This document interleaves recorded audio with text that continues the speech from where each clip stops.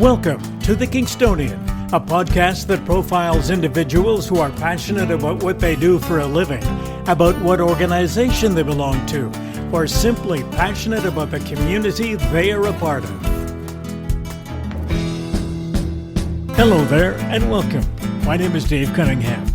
Our guest today is a refugee from Syria, now making his home here in Kingston. He, along with his brother and sister, were sponsored by the Bay Ridge Alliance Church. All three arrived here January 30th, 2018. We thought it would be interesting to follow up, to put a voice, if you will, to one of the thousands of individuals who came to Canada with a passion to build a better life. Our conversation in this episode is with Nouras Kabouch. Welcome to the program, Nouras. Thank you. And a little bit belated, but welcome to Kingston. Thank you very much. Thank you. You're welcome. The journey to get here is kind of interesting. You started in a small village outside of Damascus, and then your family moved into Damascus itself. And then eventually you moved over to Jordan, and from Jordan you came to Kingston. Right. How did you find out what city you were coming to when you were looking to move to Canada? Yeah, actually the group of churches who sponsored us, and they are from Kingston, from here. So this is how I know it was like Kingston that I'm coming to. Okay. Yeah. So we're talking about in Kingston, the Bay Ridge Alliance Church. Mm-hmm. They sponsored you, your brother, and your sister to come to Kingston. Yeah.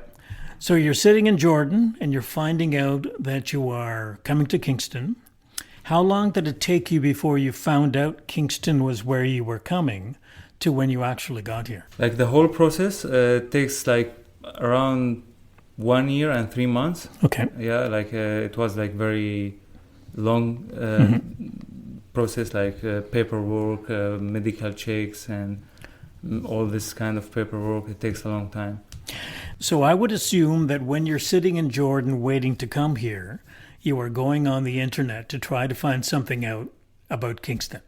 Oh yeah, actually every day maybe like 1-2 hours per day. Sometimes I open like on Google Map and try to find Kingston, the houses, the view on the lake, those things, all like how people they are working, what's Kingston famous in, and yeah, it's a kind of like my new city, so I have to know something about it. What was the most important thing that sort of jumped out at you when you were doing that research? Actually, the view on the lake. So yeah, Jordan, it's like Jordan is desert, so there is no water, that much of water. But when I saw the lake, the Ontario Lake, it's very, very nice view. Yeah. Mm-hmm. So you get here to Kingston and you're being helped out by the church people here in Kingston at Bay Ridge Alliance. Yeah. What sorts of things were they doing for you when you first got here to help you out? Yeah, actually it's both like Kingston and Bay Ridge Alliance, so two churches, and there's another church helping in fundraising, paying. And first of all, they helped me to sit to do my paperwork here, to get the health card and social insurance number and those all paperwork here. And then they found me a place to live and support me and my family for 1 year, like paying monthly, money. They pay monthly for us to cover our expenses during this first year. So the three of you get to Kingston, and you're in your apartment. What's the first meal that you cooked when you were in Kingston? Oh, actually, I don't cook, and even my brother and my sister, we don't cook. So my mother, who's doing the cooking every time. But the first meal was chicken breast, roasted in the oven. Breast in the oven. Yeah. Now I heard a story, and you can tell me if it's true, is that your mother didn't come with you right away. So when you arrived in Canada, you were on your computer and she was teaching you how to cook and how to use the washing machine via Skype. Is that true? Yeah, actually, this is true. Yeah, don't use So you didn't have to do any of that when you were in Jordan and Syria? No. Actually, my mother, she was doing all of this stuff. Yeah. So your mom is over here now visiting you. Yeah. And I would imagine she's doing some of the cooking now? She's doing now all the cooking. Oh, the cooking. But plus, like, she teaching us how to cook, like right. and we are writing the recipe, the ingredients, everything is prepared now, so we can try to cook after. So you have a whole file folder on your computer of all the recipes right. and what you need to do to cook. Yeah, right. I want to go back to Syria and Jordan and talk about education. Yeah. With respect to education, and there's something that's a little different from over here, and that's when you're in secondary school and you finish secondary school and you get your marks, and your marks play a big part in what you can do in university. Right? So describe that. So actually in Syria it's totally different than here in Canada. So your marks actually determine which course you can take. So if you have good marks, like very high marks, you can choose. You have multiple choices, like a lot of choices. But if your marks is a little bit not that much, you have to choose like between 2, 3. Sometimes you have only one choice, and this is what you can get. That's in Syria? Yeah, in Syria, yeah. Okay. So when you finished high school, what were your choices? Oh, my choices was doing business administration, languages, studying other language for interpreter like later, and lawyer. Okay. This is what I remember. 3 or 4 choices, but I choose the business administration. Okay. How long a course is that? How many years? 4 years. 4 years. Yeah. So you finished your Bachelor of Business Administration. Yes. University of Damascus. Yeah. Is where you finished it. Exactly. Okay. So what kinds of things would that prepare you for if you had stayed in Syria? Yeah. Actually, I'm a specialist in banking and insurance, so I can work with both, like banking, and do like banking work and insurance companies work. Yeah, so everything in the bank, like I can start like teller, customer service. That sort of thing. Yeah, all of that. Okay. So you ended up moving over to Jordan. Mm-hmm. Now, you moved over to Jordan because your mom is Jordanian. Right.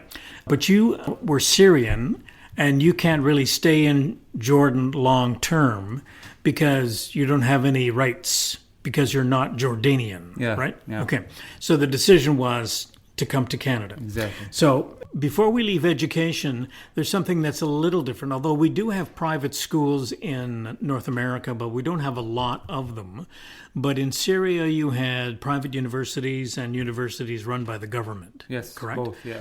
So would you have a lot of private universities, or were there just a few? Or it's not something old in Syria. Those like the private universities, they opened like very lately, like before the war, couple of years. Not that many years ago. Yeah, maybe, and it's not that very, like not very big number we have. Yeah. So there's not many of them. No, not many. So what's the difference between the two? Actually, the private university, you pay more. The government university, it's for free. Okay. And the private university, it takes like less marks, except students with less mark than the government. So if you don't have the marks, but you have the money. Yeah, you can pay and study the same thing with someone who's studying in the government university. So there would be bigger universities on the government side as opposed to the private side. Yeah, okay. Right. Okay. And you went to a government university. Yeah. All right. So now you're over here, and we're going to be bouncing around between you being in the Middle East and you being here in Canada. Mm-hmm. But right now we're back in Canada. So you have come to Canada as a refugee, sponsored by the church, and there is a path for you to get Canadian citizenship, correct? Yeah. So what is that path? As far as I know now, I have a permanent resident status. Okay, permanent residency. Yeah, okay. And I have to wait until like 3 years of... you have to be here 3 years. Yeah, of resident, like on Canadian land. And then I can apply for the citizenship after 3 years. And now you have to speak or be able to speak one of Canada's 2 official languages. Yeah, that's what I was to mention. Like you have to speak English or French. This is the 2 language, one of them. and you have to have level 4 at least. Okay. From ECL classes like English and English as a second language. So Right. you have to take a course or something to get degree that you have this level. Now, what level are you at? Now I'm in level 8. Okay, so you're past the level that you need. Yeah. Okay. So when you were thinking about coming to Canada, you would rather have come to an English-speaking province simply because you knew some English, but you didn't know any French. Yeah, exactly. Right. So a lot of people ask me like which city you prefer or which like province you want to go to. For me, it was like the best thing I would like to know at that time, that only I need city speak English, because my French is like not zero. My English is better, so I prefer to come to like English city. Okay. Yeah, speaking English. Okay, Nouras, let's go back to Jordan. Yeah. Let's go back to some of the things you were doing when you moved. So this is after you got your degree from the university or before you were finished school? When you moved to Jordan? No, after, yeah. After I got my degree. So when you were in Jordan, what were you doing? You were working, or you volunteered first for this agency and ended up working for them, correct? Yeah, so tell us about the agency. Yeah. Actually, when I moved to Jordan, I tried to find something related to my field, like to my degree in business administration, but it wasn't allowed for Syrian to work like those type of works, because the priority was for Jordanian. Right. So it was very hard to find something related to my degree, to my field. And then I've heard about like the NGOs working with like refugees and helping them. So I applied for volunteer work first. Let's just stop there and talk about NGOs. Yeah. I think people would have heard those 3 letters mentioned in news stories off and on. Mm-hmm. But what is an NGO? Okay, so the NGOs is like non-governmental organizations. Okay. So they are not looking for any profits. Right. They just like fundraising money and help. So the non-profits working with people who need help. Yeah, exactly. Okay. Working with people in need, and they help to improve their life. So you were accepted as a volunteer. Yes. So what agency did you volunteer with? The agency is called like ICMC. It's shorter for International Catholic Migration Commission. Okay. Yeah. And what sort of things were you doing with them? As a volunteer, I was registering the people who need. Like I have the questionnaires, and I go like home visits or door to door, and register people who's need. I was helping in distribution items when the distribution comes. So were these people who were refugees or people who were Jordanian as well? Yeah, both actually. Okay. Yeah, both. There's like a specific percentage for hosted community, but the majority for Syrian refugee. Yeah. Okay, so you're registering them. Some of these people needed some help with different things they didn't have, and the agency would find those things, and you would help distribute them. Exactly. This is at the beginning as a volunteer. Yeah. Okay, so then you went from volunteer to actually working for this group. Yeah, like after maybe 10 months or almost 1 year, I've promoted to another position. I started working as social case worker or case manager. It's both the same position. Yeah, here is my duties and responsibilities like get bigger. Mm-hmm. And it was like to study the case and make the recommendation for my supervisor that this case or those people, they are need in specific types of assistance. How big an organization is this? It's big, yeah. It was a big organization. I don't know, like you mean how many employees there? Or, yeah. It's 400, 300. Is that just in Jordan, or is it in different countries in the Middle East? No, this is only in Jordan. But they have, sorry, you mean the ICMC? Yeah. No, they have all over the world. Oh, okay. Yeah, everywhere with like people in need, crisis. Now, based upon our conversation that we had before we started recording, this is something that sounds to me like you're passionate about. This is something that you really want to continue to do once you get your Canadian citizenship. Yeah. Right? Yeah, actually, after I did this type of work, I love it like more. I like it more than my field. The business and insurance. Yeah, actually, because like this type of work is you make people feel happy and you help them and yourself feel happy as well. But banking, usually you get money from people and you make them mad. Not all the time. Not all the time, actually, but it depends. But I like to travel also. Like I like to travel to the countries who's really suffering from any type of crisis to help people there, to try to improve their life. Right. Yeah, this is my passion. Okay, let's a couple of other things I want to do before we wrap up the program today. Yeah. Favorite place for you to visit in Kingston? I like down the water. We talked about that before, right? Yeah. I like to usually in the summertime, springtime. I usually go there, like walking. There is a good path there around the water. Around the water. They're just walking and hanging there. So have you been in a boat and in the water? Yeah. Okay. I went a couple of times, and I went also on the ferry to Wolf Island. Okay. Yeah, it's very nice. We don't have ferries, so yeah. So would you rather be fishing or would you rather be boating? Sailboat or motorboat? I didn't try the sailboat actually. Okay. That's but I would like to try it someday. It's very popular in Kingston. Yeah, Sailing I saw is very a lot popular. of boats. Okay, the other question we wanted to ask is favorite food that you can get here but you can't get in Syria? Yeah, I've tried here. First I've tried the poutine. Poutine? Poutine. I like it. It's just the traditional poutine. Yeah, the traditional poutine. French fries, gravy, cheese curds, gravy. Right. Okay. Right. Nothing fancy. No. I just the basic. Yeah, the basic one. Once a week? No. less than maybe every 3 weeks once. It's a very big meal. Oh yeah. Hobby. Like in terms of sports, I like play soccer. Right. Yeah, it's my best game. How big a game is soccer back in the Middle East?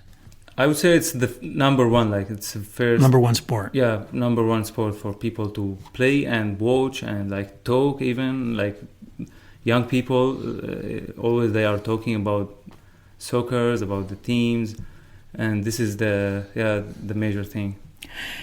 Are the fans in Syria as crazy as some of the fans in Britain or in South America when they're watching the games? Yeah, actually in Britain I saw a lot of, they are very aggressive sometimes, like when there's a match, but... You're being polite now.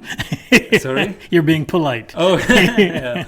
So, but in Syria, it depends on the match. Right. It depends. And who's playing? No, I would say not the same. Okay. Other hobbies that don't involve sports? I like also to watch movies. Right. Yeah. And this is how I feel like my English is good, like through watching movies. I watch a lot of English movies.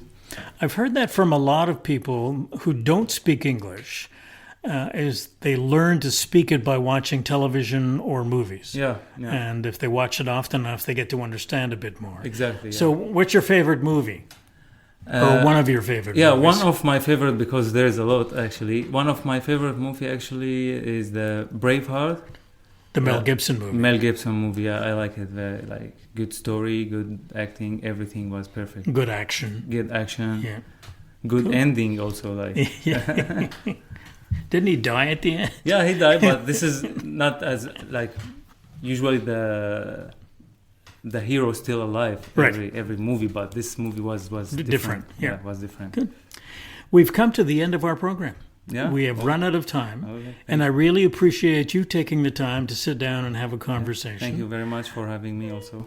And my pleasure. Yeah. And all the best to you and whatever you decide to do. Yeah, thank you very much. Our guest on the program today was Nouras Kabouch, a young man who came to Kingston 1 year ago as a refugee from Syria.